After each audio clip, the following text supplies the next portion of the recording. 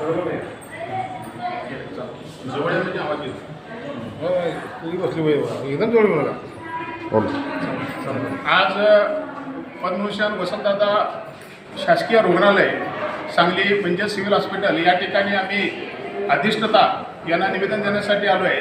या निवेदनात म्हटले आहे की मागील एक महिना ते दीड महिन्याखाली या सिव्हिल हॉस्पिटलमधून या अतिमहत्त्वाच्या ICU विभागाच्या ज्या ऑक्सिजन सप्लाय करतात त्या पाईपा म्हणजे सगळ्यात महागडी वस्तू असणारी कॉपर पाईपा या सिव्हिल हॉस्पिटलमधून चोरी गेलता.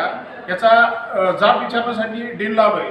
गेले 1 महिन्यापासून चोरी होऊन सुद्धा अजूनपर्यंत ह्या ठिकाणी आरोपी पकडले नाहीत. म्हणून आम्ही परत जाब विचारण्यासाठी गेलो होतो. परंतु काही लोकांच्या सांगण्यानुसार या ठिकाणी आम्हाला असं कळतंय की ही चोरी सापडणारच नाही. कारण चोरी वस्तू इथल्या आहेत आणि चोरी करणारी इथले आहेत. कारण या सिव्हिल हॉस्पिटलमध्ये सर्व CC कॅमेरा असताना महाराष्ट्र स्टेट सिक्युरिटी बल कमीत कमी 14 ते 15 लोक या ठिकाणी असताना विशेष म्हणजे या सिव्हिल हॉस्पिटलमध्ये पोलीस चौकी आहे, CC कॅमेरे, महाराष्ट्र स्टेट बोर्डचे अधिकारी किंवा त्यांचे कर्मचारी 15-20 असताना सुद्धा दिवसाढवळ्या या सिव्हिल हॉस्पिटलमधून चोरी होती आहे. हे निर्लज्जपणाचे हे असणारे अधिकारी आणि आम्हाला किळसवाणं वाटतं की या गोरगरिबांचे जेणेकरून 1000 पेशंटची रजिस्ट्रेशन ह्या दिवसा या सिव्हिल हॉस्पिटलमध्ये होते. पश्चिम महाराष्ट्रातील सर्वात मोठं हॉस्पिटल या ठिकाणी आहे आणि या हॉस्पिटलमधून कॉपरच्या अतिमहत्त्वाच्या पाईपा चोरीला जातात आणि त्या पाईपा चोरी आम्ही ह्या डीनला सांगितलं. आज डीन नव्हते पण जे त्यांचे दुसरे अधिकारी त्यांना भेटलो आणि ते निवेदन सांगितले की या सिव्हिल हॉस्पिटलमध्ये जसं नाणीला पोळा आणि दरवाजा उघडा म्हणजे 2 गेट आहेत.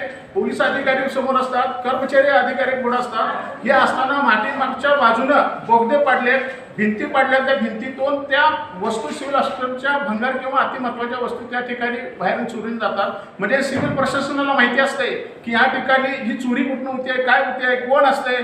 या संदर्भात माहिती असताना सुद्धा या सिव्हिल हॉस्पिटलचे अधिष्ठाता दखल घेतली जात नाही. महाराष्ट्र शासनाकडून यांना करोड रुपयाचा महिन्याला पगार दिला जातो. या हॉस्पिटल साधन सामुग्री पैसे खर्च केले जातात. हे पैसे खर्च गोरगरीब लोकांना येण्यासाठी त्या ठिकाणी त्यांचा उपयोग होण्यासाठी त्या वस्तू किंवा सेवा दिली जाते.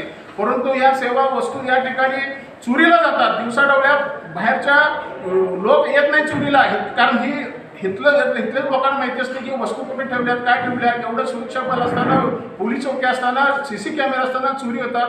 म्हणून आम्ही आज या ठिकाणी निवेदन दिले. निवेदनात सांगितले की 15 दिवसात जर तुम्ही नाही या चोरी सापडली तर या ठिकाणी आरोग्यमंत्री यांना निवेदन दिले जाईल. जर त्यांच्यात जर नाही झालं तर या सिव्हिल हॉस्पिटल समोर आम्ही उपोषणाला बसू. परंतु हे प्रकरण जोपर्यंत तडीस येत नाही तोपर्यंत आम्ही याचा पिच्छा सोडणार नाही असं अधिष्ठानानं सांगितलेलं आहे.